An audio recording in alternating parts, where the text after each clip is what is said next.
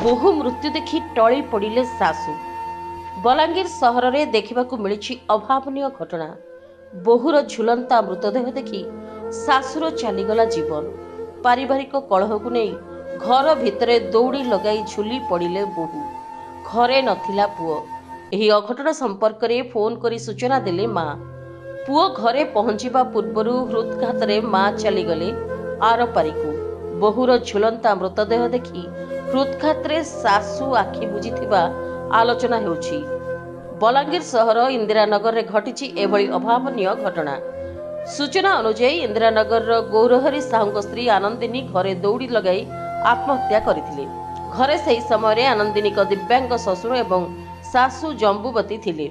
गौरहरी एवं तांको भाई सलंडी गाँव में अनुष्ठित एक विवाह उत्सव जोग देवा पई जायथिले। बहु आनंदिनी को झुलंता मृतदेह प्रथमे देखिथिले सासू जंबुवती। माँ ठारू एही अघटन विषय सूचना पाइबा परे गौरहरी ससुर रमेश साहू को फोन करी घटना संपर्क में जणाइथिले। मृत आनंदिनी परिवार लोक पहुंचवा पूर्व उभय मृतदेह को उद्धार करी भीम भोई मेडिकल कॉलेज और हॉस्पिटल को शव व्यवच्छेद पई पठाइतिला पुलिस। झियो आनंदिनी एभली रहस्यजनक मृत्यु को नहीं संदेह व्यक्त करिसेंती बापा रमेश। झियो आत्महत्या करि नाही बरं ताको हत्या करा जाइछि बोली अभियोग आनिछंती।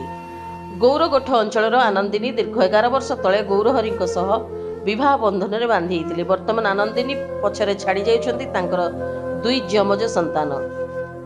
टाउन थाना पुलिस तदंत आरंभ करुछि।